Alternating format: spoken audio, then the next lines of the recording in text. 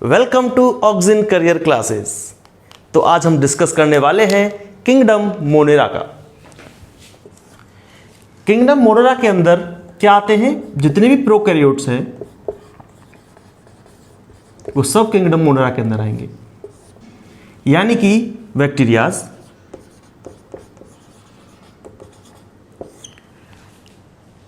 एक very important line है, उसको गौर दीजिए कि bacteria are sole member of kingdom Monera. इसका मतलब यह है कि मोनेरा के अंदर क्या आ रहे हैं, जितने भी बैक्टीरिया हैं सारे मोनेरा के अंदर आ रहे हैं, ठीक है ना। और हमने इसको सोल मेंबर क्यों बोला बैक्टीरिया को, मोनेरा का, इसलिए बोला क्योंकि इसके अंदर मोनेरा के अंदर और भी कुछ आ सकते हैं बैक्टीरिया के अलावा, लेकिन सिर्फ और सिर्फ बैक्टीरिया ही आते हैं, ठीक है ना। इस मोनेरा के अंदर सिर्फ और सिर्फ बैक्टीरिया ही आएंगे, इसलिए हमने इसको बोला किंगडम मोनेरा का क्या है, ये बैक्टीरिया सोल मेंबर है, ठीक है ना। क्या है ये, सोल मेंबर है। बात चल रही है प्रोकैरियोट्स की, तो इसके कुछ मेन कैरेक्टरिस्टिक्स फीचर देख लेते हैं। मेन कैरेक्टर्स किसके, प्रोकैरियोट्स के। तो हम बाहर से स्टार्ट करेंगे, पहले सेल वॉल, फिर उसके बाद सेल मेम्ब्रेन या फिर प्लाज्मा मेम्ब्रेन, उसके बाद हम बात करेंगे किसकी, इसके अंदर साइटोप्लाज्म की। तो हम पहला डिस्कशन करेंगे सेल वॉल, ठीक है। सेल वॉल क्या है, it is repeating framework of glucagons. Repeating framework होंगे ग्लूकागॉन्स के, वो दो क्या है ग्लूकागॉन्स, नाग और नाम। नाग को हम एक्सपेंड करें तो इसका आता है एन एसिटाइल ग्लूकोसामीन, इसका आएगा एन एसिटाइल म्यूरामिक क्या एसिड। और ये दोनों ध्यान दीजिए, नाग और नाम कनेक्ट होंगे किससे, एक दूसरे से, किसके थ्रू, पेप्टाइड बॉन्ड के थ्रू। समझ में आई कि नहीं आई बात। ये बात हमने की सेल वॉल की। अब आगे डिस्कशन करते हैं प्रोकैरियोट्स के अंदर जो मेन कैरेक्टर है किसका, सेल मेम्ब्रेन का और प्लाज्मा मेम्ब्रेन का। समझ में बात आई। एक ही बात है, या प्लाज्मा मेम्ब्रेन कह लो या सेल मेम्ब्रेन कह लो। मेड अप ऑफ, जो सेल मेम्ब्रेन है वो किसकी मिलकर बनी होगी, lipo protein. Lipo means lipid, protein means protein, ठीक है। लिपिड और प्रोटीन से मिलकर बनी होगी क्या, सेल मेम्ब्रेन। ये क्या है, सेल है, मान के चलिए सेल है, ये सेल वॉल है, ये न्यूक्लियस मान लीजिए, और ये क्या है,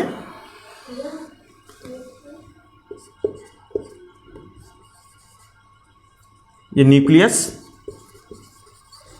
सेल मेम्ब्रेन, ठीक है।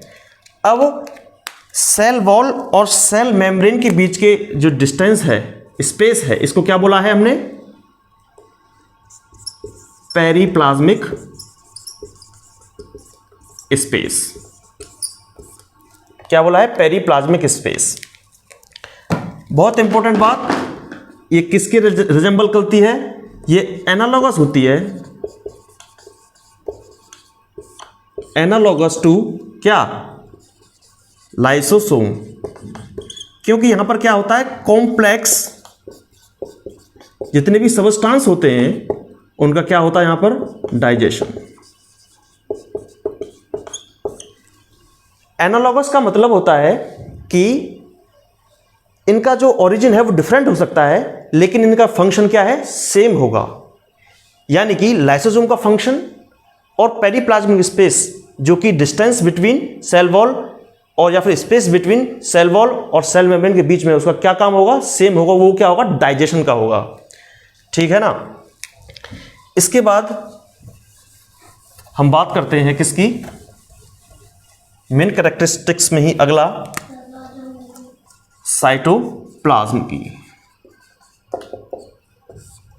साइटोप्लाज्म के अंदर क्या होगा कि सबसे पहले हम डिस्कशन कर लेते हैं इसके न्यूक्लियस के बारे में। इसका न्यूक्लियस कैसा होगा? वेल ऑर्गेनाइज्ड होगा कि नहीं होगा? नहीं होगा, क्योंकि जो इसका न्यूक्लियस है वो पूरे साइटोप्लाज्म के अंदर ऐसे ऐसे ऐसे ऐसे फैला होगा, फाइबर के जैसे। ठीक है ना। वेल ऑर्गेनाइज्ड नहीं होगा। ठीक है, वेल ऑर्गेनाइज्ड नहीं होगा। और इसका जो राइबोसोम है वो कैसा होगा? 70s type. इसका जो न्यूक्लियस है प्रोकैरियोट्स का वो वेल ऑर्गेनाइज्ड नहीं है, इसीलिए क्या बोला हमने? न्यूक्लियोइड बोल दिया उसे, न्यूक्लियस नहीं बोला। क्या बोल दिया? न्यूक्लियोइड बोल दिया, या क्या बोल दिया? और जीनोफोर बोल दिया। और क्या बोल दिया? फाइब्रिलर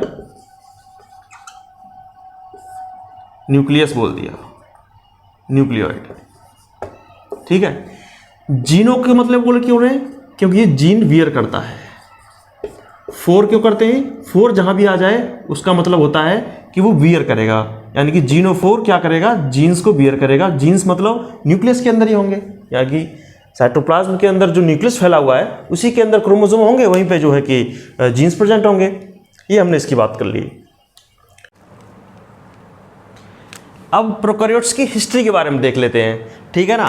प्रोकैरियोट्स की हिस्ट्री के बारे में तो 1675 में एक साइंटिस्ट हुए, उनका नाम था ल्यूवेनहॉक। इन्होंने सबसे पहले बैक्टीरिया को ऑब्जर्व किया। कहाँ पे? जो रेनी वाटर है वहाँ पे, और टीथ का जो स्कम है, जो स्कम होता है वहाँ पे इन्होंने बैक्टीरिया को देखा सबसे पहले। तो देखते ही इन्होंने बैक्टीरिया नहीं बोला कि ये बैक्टीरिया है। ठीक है ना। तो स्टार्टिंग में उन्होंने इसको बोला एनिमलक्यूल। क्या बोला? एनिमलक्यूल बोला। तो एनिमलक्यूल बोला इन्होंने। लेकिन दो साइंटिस्ट हुए, एफ.जे. Kohn and एहरेनबर्ग। इन्होंने क्या बोला? जो ल्यूवेनहॉक ने एनिमलक्यूल बोला, सेम इन दोनों साइंटिस्टों ने नामकरण संस्कार किया और लिखा और बोला कि ये क्या है? बैक्टीरिया है। यानी कि बैक्टीरिया का नाम किसने दिया? कोहन एंड एहरेनबर्ग ने दिया। समझ में बात आ जानी चाहिए। एक इंटरेस्टिंग बात और बता देता हूं कि मान के चलिए कि किसी ने बोला कि इस आदमी के टीबी है और वो कॉज किया है किसने? बैक्टीरिया ने। तो मैं कैसे मान लूं कि वो बैक्टीरिया ने ही कॉज किया है? कि टीबी जो हुआ है, मायोबैक्टीरियम ट्यूबरक्लोसिस, जो बैक्टीरिया का नाम है, वो क्या कॉज करेगा? टीबी। तो मैं कैसे मान लूं कि वो बैक्टीरिया ने ही किया है? तो इसके लिए एक चचा हुए, उनका नाम था रॉबर्ट कोच। इन्होंने हाइपोथेसिस दी, क्या प्रूफ करने के लिए? कि जो कोई भी बीमारी है जो बैक्टीरिया ने कॉज की है वो बैक्टीरिया से ही हुई है। ठीक है ना। वो किससे हुई है? बैक्टीरिया से ही हुई है। इन्होंने हाइपोथेसिस दी। हाइपोथेसिस कुछ नहीं, रूल्स दिए इन्होंने, उन्हीं को उन्होंने हाइपोथेसिस बोला। ठीक है ना। नेक्स्ट है टाइप्स ऑफ बैक्टीरिया। बैक्टीरिया के टाइप्स 4 तरीके के हैं। किसके बेसिस पे? शेप के बेसिस पे। तो पहला है कोकस, दूसरा है वेसिलस, तीसरा है स्पाइरलम, चौथा है कॉमा शेप्ड या विब्रियो। तो कोकस की जो शेप होगी वो कैसी होगी? स्फेरिकल होगी। तो ये 2 तरीके के हो सकते हैं। पहला जो सिंगल है वो मोनोकोकस। मोनो का मतलब है सिंगल, कोकस मतलब उसका शेप के आधार पे उसको उसकी जो नंबर है वो। और डबल का होगा डिप्लोकोकस। ये हो गया। अब इसके एग्जाम्पल के बारे में बात कर लेते हैं कि कोकस के अंदर कौन कौन से आते हैं। वो है डिप्लोकोकस निमोनी, ठीक है ना। इसके अंदर एक एग्जाम्पल हमने बोल दिया, कोकस के अंदर डिप्लोकोकस निमोनी। बैसिलस के अंदर हम बात करते हैं, पहले इसकी शेप की डिस्कशन कर लेते हैं। इसका शेप कैसा होगा, शेप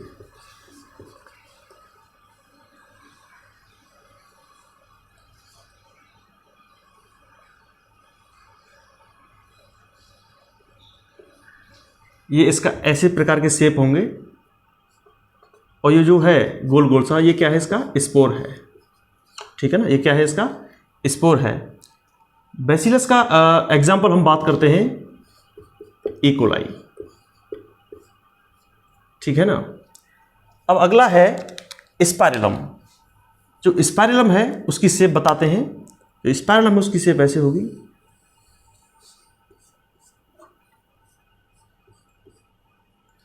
शेप ऐसी हो गई। इसका जो एग्जाम्पल है वो है ट्रिपोनीमा।